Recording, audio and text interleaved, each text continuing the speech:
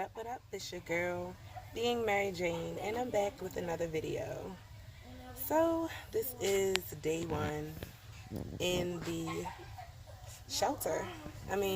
This is like the most insane day of my life, night of my life. I feel like this is something I would definitely have to get used to. You know, my nightly ritual. I'm smoking, you know what I'm saying? I'm doing what I gotta do. I can't do none of that right now. It's so whack. And not only that, you're sharing a dorm. Um, I don't know. It's just gonna be something that I have to adapt to. Everybody in the same boat makes it better, but it's just crazy. So anyway, today was so crazy because it was like I was feeling a little weird about coming to this shelter. But I still came despite of everything that happened.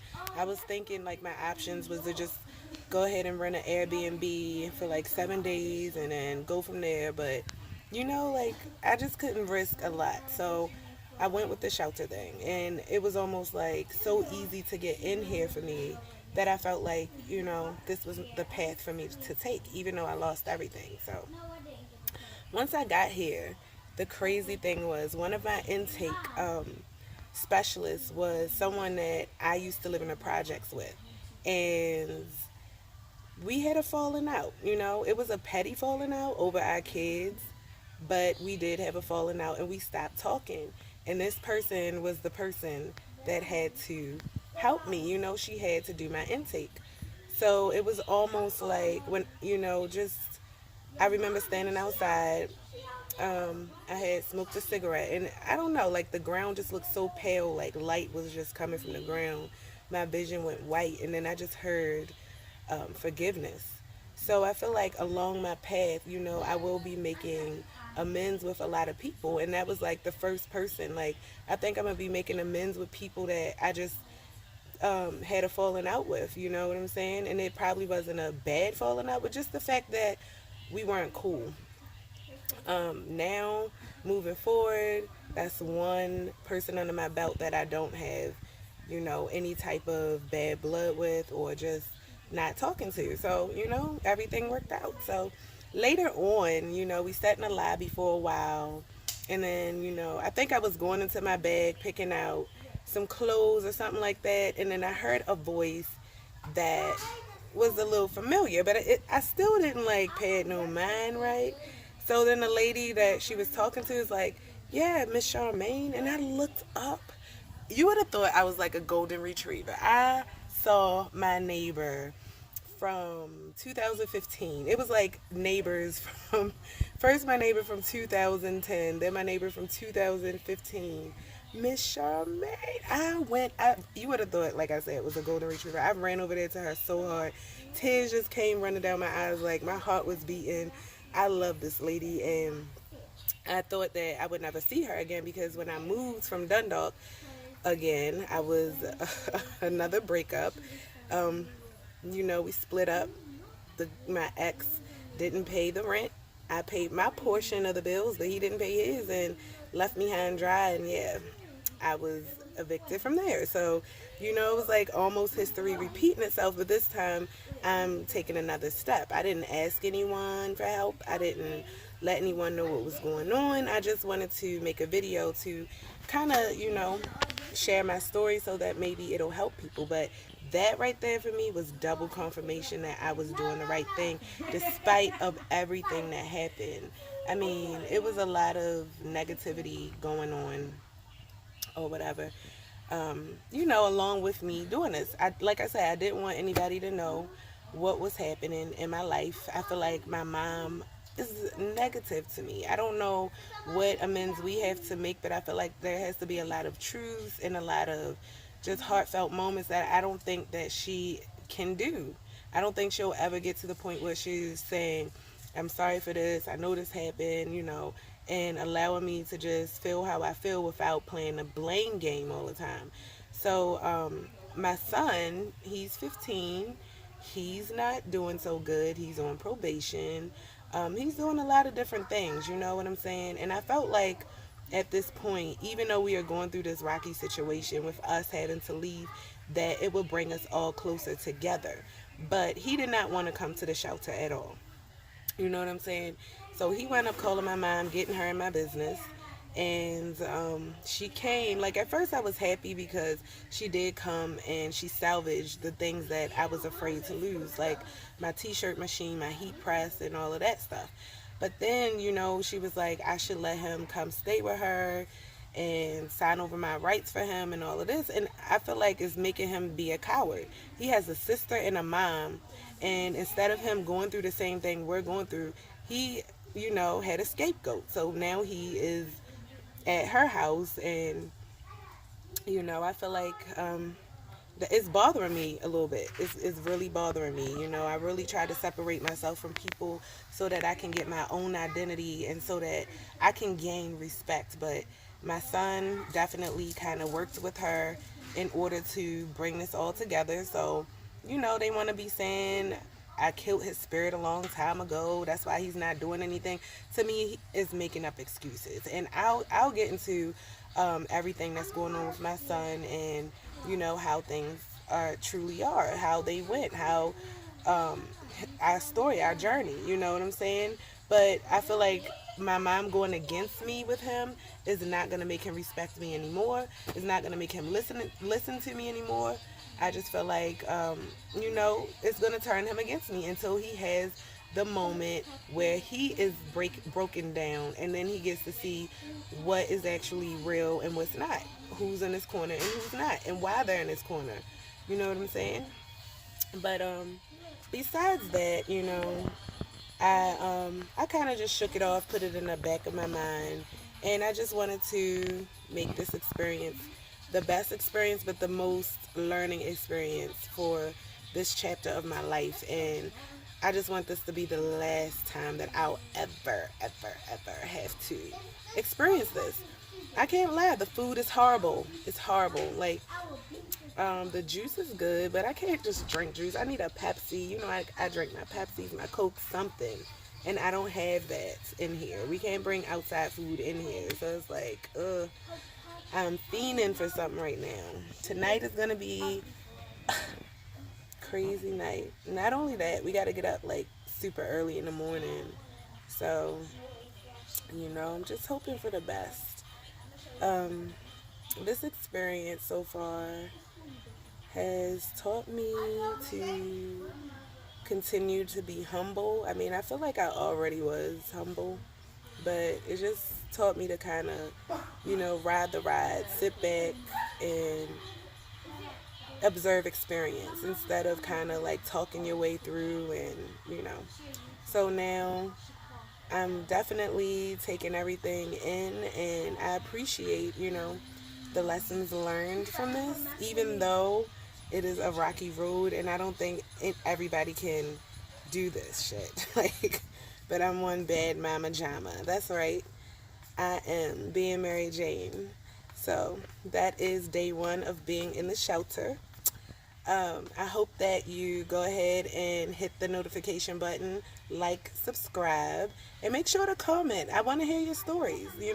I know getting evicted is not a light, easy thing to do, and then going from that to a shelter. So I want to hear your experiences, if you have any. If you have videos that, showcase your story, make sure to leave them in the comments. And I will see you for tomorrow, okay? All right. Have a good night. Like a little alien or something, but this is the morning of the eviction. Very hard morning. They didn't arrive to do the eviction yet, but, we are going to have to stay in a shelter. The hardest part is trying to separate from what I've built, all the clothes in my closet.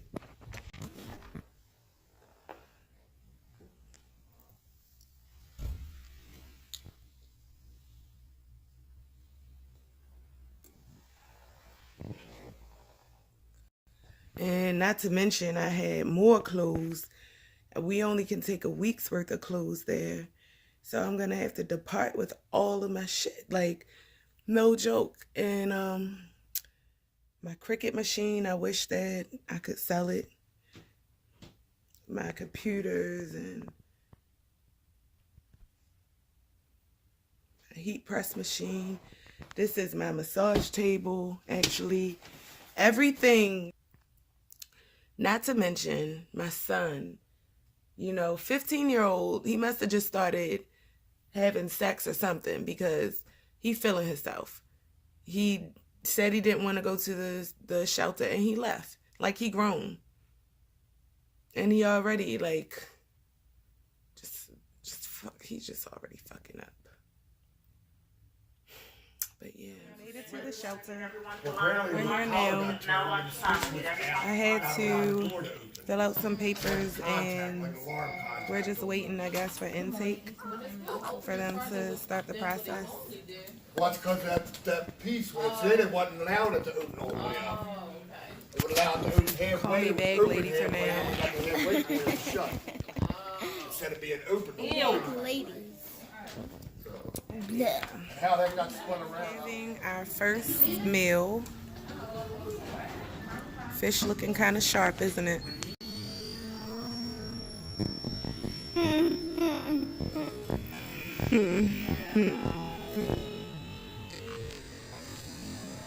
With some tomato soup, and she's having And I got some grape juice here. Same with the her. little grape juice.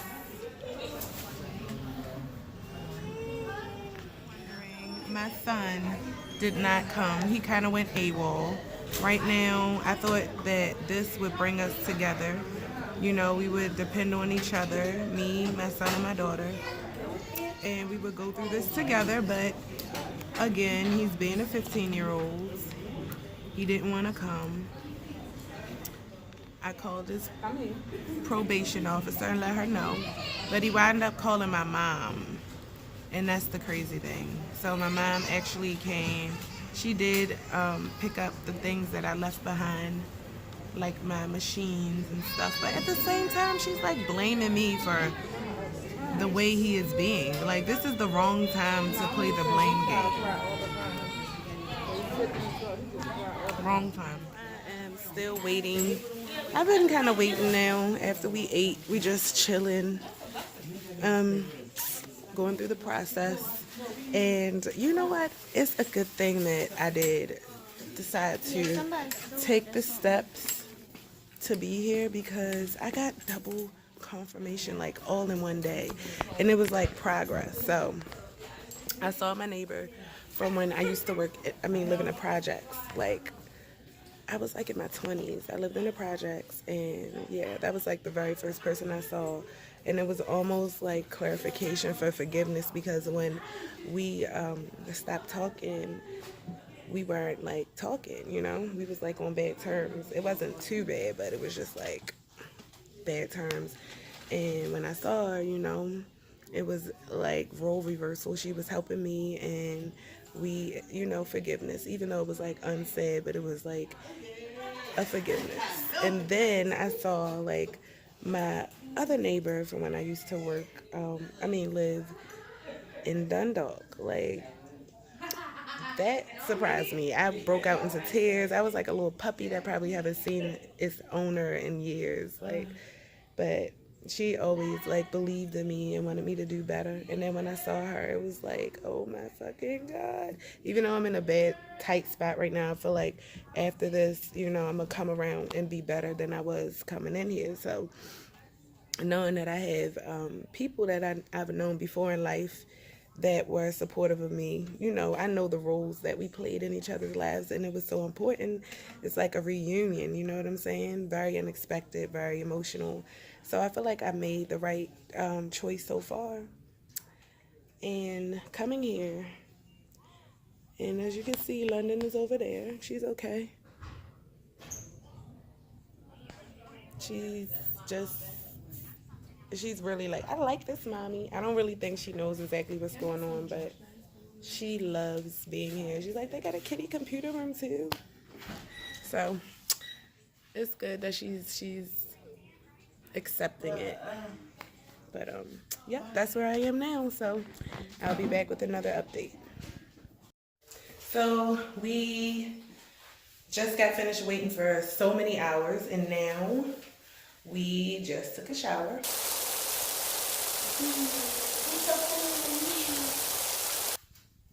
Yeah, we so fresh and so clean.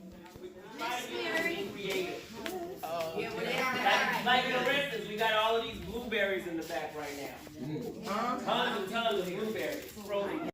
So now we're at this meeting. Winning blueberry Can't wait to get recipe. out of here. I'm hungry as fuck. We'll give you a special prize. All right, so now we are in line waiting for lunch.